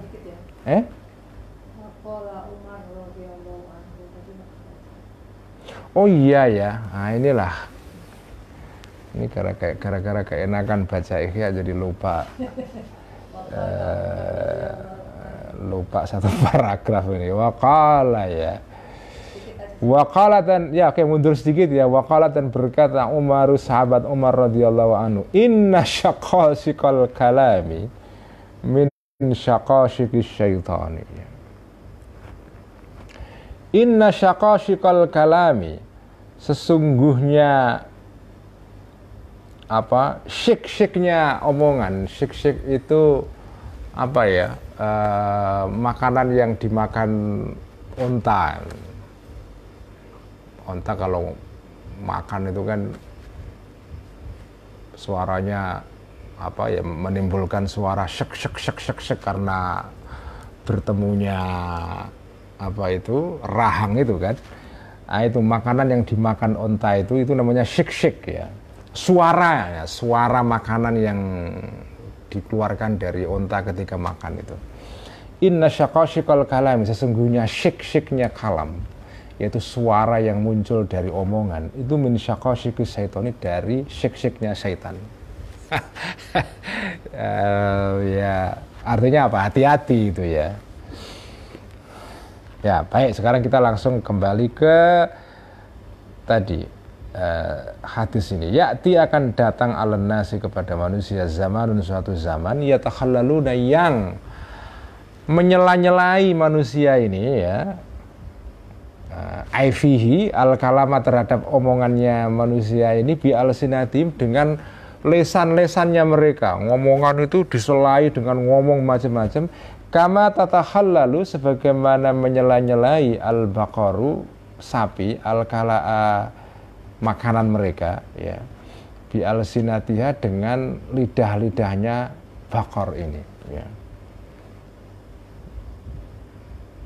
Sapi itu kan nggak pernah diem mulutnya kan, selalu menyela-nyelai mulutnya dengan makanan, makanya gerak terus ya. Jadi nanti ada satu zaman nanti akan datang orang ini kayak sapi, mulutnya gerak terus ya. Ya ada gerak karena cemilan, tapi ini ada yang gerak karena ngomongan. Ya, ini dan terjadi ya, prediksi kanjeng Nabi ini. Wa ka'anna, dan sesungguh dan seolah-olah kanjeng Nabi ini angkara ya. Dan seolah-olah Sa'ad bin Abi Waqqas ini bapaknya tadi Umar tadi itu. Wa ka'anna, dan seolah-olah Sa'ad bin Abi Waqqas ini angkara, ingkar atau apa ya, tidak menyukai alaihi, terhadap Umar anaknya tadi itu, sesuatu omongan qaddama, yang mendahulukan Umar ini alal kalami, terhadap omongan intinya dia, yaitu apa, minat tasbibi, berupa bujuan-bujuan ya. Tasbib itu tadi itu apa ya, yaitu omongan untuk membujuk perempuan, itu tasbib namanya ya. Ghazal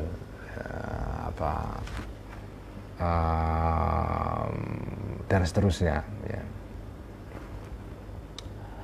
Wal muqaddimati, dan muqaddimah al masnuati, yang dibuat-buat, al mutakallafati, yang dipaksa-paksa ya. Wahadi, ini semua adalah aidan juga min afatil lisani, berupa afat-afatnya lidah ya. Wa yadkhulu, dan masuk fi, di dalam ini afat yang keenam ini ya,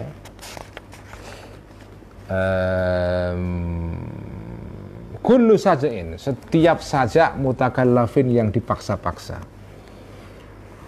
Ngomong dengan memaksa-maksakan diri, memakai syair-syair yang atau memakai sajak rima yang ujungnya sama, a u i gitu kan. Sajak yang paling mudah itu kan sajak berupa huruf vokal kan, atau huruf konsonan yang lebih susah itu.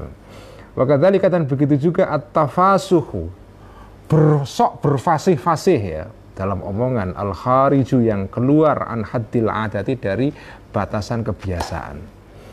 Wakadzalika, dan begitu juga at-takallufu, memaksa-maksa diri, bisajai, dengan sajak ya. Fi al-muhawarati, di dalam omongan biasa, percakapan sehari-hari itu.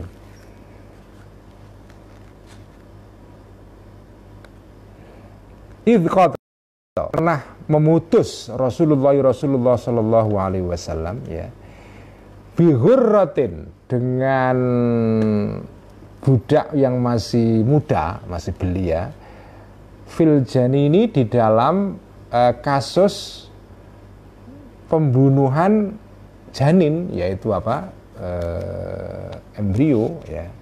Jadi ada orang membunuh atau memukul seorang perempuan yang hamil, kemudian keguguran, mati janinnya. Nah ini kan dianggap membunuh nyawa sebetulnya. Nah ini diatnya atau dendanya itu adalah dia harus membayar denda berupa memerdekakan, atau bukan memerdekakan, tapi memberikan budak yang masih muda kepada keluarga perempuan atau kepada perempuan yang janinnya mati karena tindakan orang itu. Jadi ini itu namanya hurrah. Jadi hurrah itu adalah seorang budak yang masih muda sebagai denda orang membunuh seorang janin. Nah, ketika Kanjeng Nabi memutuskan begini, keluarga pembunuh ini ya itu protes. Faqala, maka berkata ba'du qaumil jani, sebagian dari kaumnya atau masyarakatnya orang yang melakukan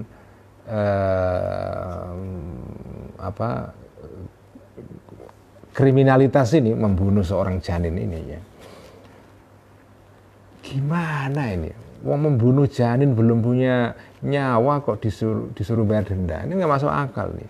Kaifa nada man la syarib wala akal wala saha wala istahal. Kaifa nada man la syariba wala akal wala saha wala istahal. Wah, ini kan bersajak ini kan. Kanjeng Nabi jengkel nih, orang sok-sokan ngomong pakai sajak itu kan. Kaifa, bagaimana mungkin nada mendapatkan ini pampasan atau denda ini, man seseorang la syariba, yang belum minum, maksudnya janin ini, man ini wala akala, dan belum makan. Wong janin belum minum, belum makan, wala soha, dan belum menjerit ya, man ini wala stahala, dan belum mulai ngomong orang ini. Bagaimana kita disuruh membayar denda karena membunuh janin yang belum makan, belum minum, belum menangis, belum ngomong. Man la syariba wala akal wala soha wala stahal. Batal. Nah, masih ada terusannya itu, mithlu dzalika batal. Itu hal seperti itu batalah batal. Mithlu dzalik ini enggak bener ini, kira-kira gitu ya. Faqala, maka menjawab Kanjeng Nabi, asaj'an kasaj'il a'rabi. Nah, asaj'an, apakah ngomong engkau dengan suatu sajak, kasaj'il a'rabi, seperti sajaknya orang-orang Badui itu. Ini ngomongan bersajak, tapi sajaknya juga nggak bermutu-mutu amat gitu loh. Jadi jengkelin sebetulnya. Artinya Kanjeng Nabi ini sebenarnya nggak berkenan orang ini protes terhadap keputusan Kanjeng Nabi dengan menggunakan sajak yang nggak bermutu-mutu amat ya. Ini sajaknya orang desa, kira-kira gitulah ya. Asaj'an kasajail a'rabi. Ini sok pakai sajak, tapi sajaknya sajak desa, sok-sokan gitu ya. Wa angkara dzalika, dan mengingkari Kanjeng Nabi dzalika, omongan orang tadi ini, ba'du qaumil jani ini ya. li'anna atharat takallufi, karena jejaknya memaksa-maksakan diri untuk bersajak, wa tasannu'i, dan artifisialitas ya, maksudnya dibuat-buat dalam omongan ini, bayyinun, tentara sekali alaihi kepada omongannya ba'du qaumil jahani ini ya. Jadi kalau ngomong ya kalau bisa to the point. Nah, ini penting sekali karena ini orang Indonesia ini punya kebiasaan buruk kalau sedang menghadiri seminar atau diskusi terbuka. Begitu sudah sesi tanya jawab ya, dibuka pertanyaan kepada para audiens, itu kebiasaan orang Indonesia itu kalau ngomong itu menjadi pembicara ketiga, keempat atau kelima, panjang ngomongnya. Kadang-kadang kalau moderatornya jengkel itu langsung diintervensi. Sebentar, nih pertanyaannya apa mas, mbak, gitu. Apa? Tapi dia karena kepengen jadi pembicara ya, walaupun tidak ikut dibayar. Tapi dia kepengen jadi pembicara kedua itu. Ya itu termasuk juga itu at-tasyadduk fil kalam itu ya. Jangan kalau posisinya jadi peserta seminar atau diskusi, ya peserta. Begitu tanya ya to the point, orang terus ngomong dewe jadi pembicara kedua ketiga. Nah itu aduh, saya seringkali menghadapi hal seperti ini ya, tapi ya gimana lagi karena itu sudah kayak tren ya. Itu sebetulnya tidak sesuai dengan ajaran Kanjeng Nabi. Ajaran Kanjeng Nabi ya ini, ajaran Ihya ini ya. Nah, ini penting sekali. Ini ilmu berseminar ini ya. Bal yambaghi, balik seyuk, dan juga bukan hanya penanya saja, pembicara juga sama. Pembicara dikasih waktu 20 menit gitu kan. Ya, kalau bisa ya 20 menit, jangan terus berpanjang-panjang sampai merebut waktunya pembicara berikutnya itu. Bal yambaghi, balik seyugianya an yaktasira, untuk membatasi diri seseorang ya fi kulli syai'in, di dalam setiap segala sesuatu, ala maksudi, terhadap maksudnya orang ini, to the point ya, nggak usah macam-macam dikasih muqaddimah panjang-panjang. Wa maksudul kalami, nah apa itu tujuan ngomong itu, wa maksudul kalami, dan maksudnya ngomong adalah at-tafhimu, memberikan pemahaman, lil gharati, kepada tujuan. Jadi Kanjeng Nabi ini keren banget ya Pak. Jadi beliau itu kepengen orang ngomong ya to the point, nggak terus kemana-mana nggak jelas bulat itu ya. Jadi Kanjeng Nabi itu orang yang suka to the point, tapi juga sopan ya. Ada juga yang to the point ya, tapi nggak ada kesopanan juga ada ya. Orang nggak kenal siapa-siapa kirim WhatsApp langsung, bisa nggak hadir diskusi nanti, nggak ada muqaddimah, kamu siapa, ini siapa, tiba-tiba bapak bisa hadir nanti di diskusi ini atau seminar ini. Loh apa ini kok tiba-tiba ini terlalu to the point, itu juga nggak benar juga ya. Jadi maksudul kalam itu tetap ada sopan santun, tapi juga tidak muqaddimahnya kepanjangan, seperti kasusnya tadi itu putranya sahabat Sa'ad bin Abi Waqqas ya, mau ngomong tapi dikasih muqaddimah panjang sekali itu ya. Jadi maksudul kalam itu at-tafhimu, memahamkan, lil gharati, kepada tujuan pokok.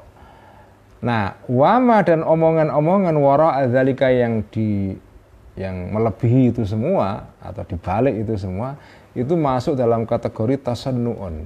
Itu adalah dibuat-buat, madhmumun, yang dicela. La yadkhulu ya, yang dicela ya. La yadkhulu, sebentar, ini ada edisi lain kayaknya ini.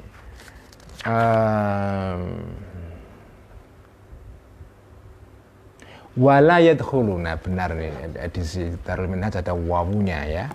Sebentar, kalau edisi Ibnu Hazm kayaknya ada wawunya juga ini.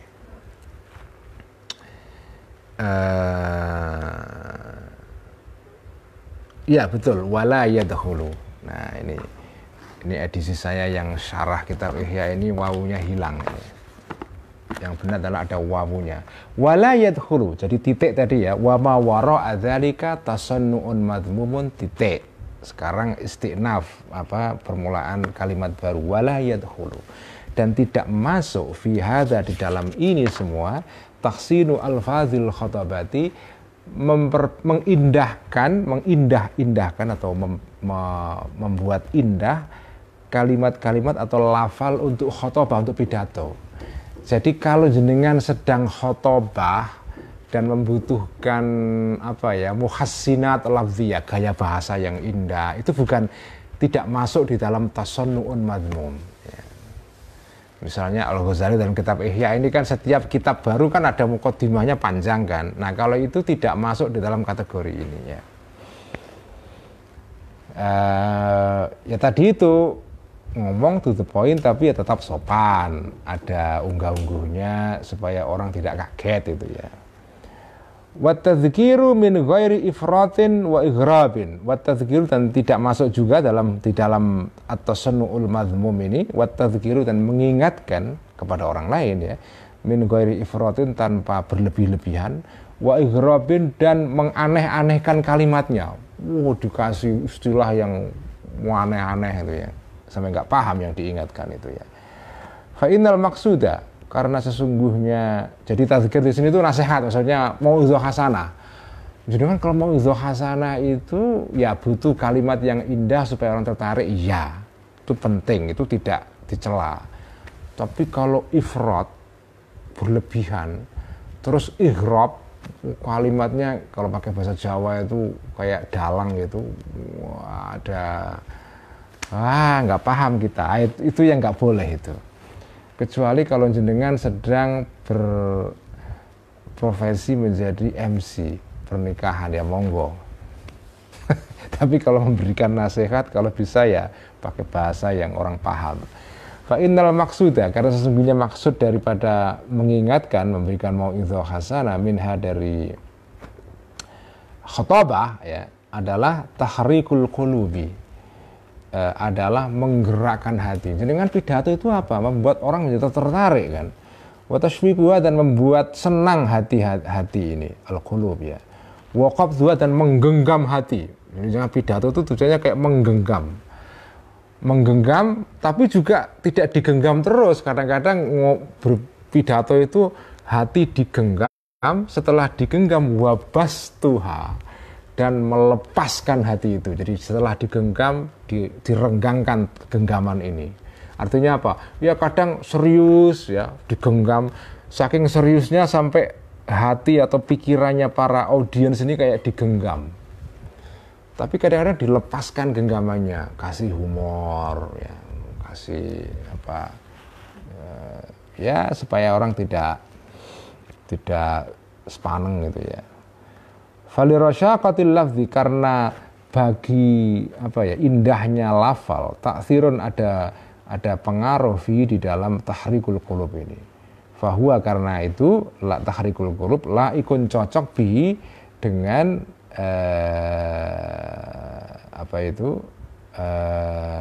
atau fahuwa, karena itu fahuwa lafal seperti ini, lafal yang indah itu laikun cocok bi dengan tahrikul qulub ini ya. Fa'amal muhawaratu, nah adapun ngomong atau percakapan sehari-hari allati tajri yang berlangsung muhawarat ini liqadha'il hajati, untuk memenuhi hajat kebutuhan sehari-hari, maka fala yaliku, maka tidak cocok biha dengan muhawarat ini as-saj'u saja. Lo mau pinjem gula atau garam dari tetangganya aja, kalau mau minta aja ngomongnya pakai sajak, pakai iya kebangetan itulah ya. Yang dimintai juga pasti aneh, ini orang apa sih gitu ya. Wa tasyadduqu, dan berbusa-busa ngomong, wal istighalu, dan wal istighalu, dan ketungkul atau melakukan bihi terhadap ini, yaitu as-sajak dan tasyadduq ini, minat takallufi, termasuk ngomong yang dibuat-buat, al-madhmumi, yang dicela. Dan wala ba'itha, dan tidak ada motivasi alaihi terhadap ini ya, sajak dan tasyadduq ini illa riya'u, kecuali pamer, wa idharul fasahati, dan menunjukkan kefasihan berbicara, wa tamayyuzu, dan merasa berbeda, unggul, bil baroati, dengan kecemerlangan dalam omongannya, ya, keindahan omongan, ya. Wa kullu dzalika, dan semua tadi itu madzmumun, dicela, yakrahu, yang membenci, hu, kepada dzalik, asyar'u, agama, wa yazjaru, dan mencegah agama ini, anhu, terhadap atau dari dzalik. Inilah ya intinya apa? Udahlah, kalau ngomong itu ya sesuai dengan konteks, ya, secukupnya, to the point, tapi juga ada kesopanan di dalamnya. Itulah ajaran spiritual Ihya yang masuk akal, ya. Karena kita juga merasa kalau ada orang ngomongnya kok nggak alamiah, itu juga jengkel kita. Sekian ngaji Ihya malam ini, semoga kita mendapatkan barokah dari ngaji malam ini dan bisa mengamalkan ilmu yang kita peroleh pada malam hari ini. Wallahu a'lam bishawab. Mari kita tutup dengan salawat tibbil qulub. Allahumma salli ala sayyidina Muhammadin tibbil qulubi wa dawaiha wa afiyatil abdani wa shifaiha wa nuril absari wa dhiyaiha wa ala alihi wa sahbihi wa sallim. Allahumma salli ala sayyidina Muhammadin tibbil qulubi wa dawaiha wa afiyatil abdani wa shifaiha wa nuril absari wa dhiyaiha wa ala alihi wa sahbihi wa sallim. Allahumma salli ala sayyidina Muhammadin tibbil qulubi wa dawaiha wa afiyatil abdani wa shifaiha wa nuril absari wa dhiyaiha wa ala alihi wa sahbihi wa sallim. Sekian, wassalamualaikum warahmatullahi wabarakatuh. Waalaikumsalam warahmatullahi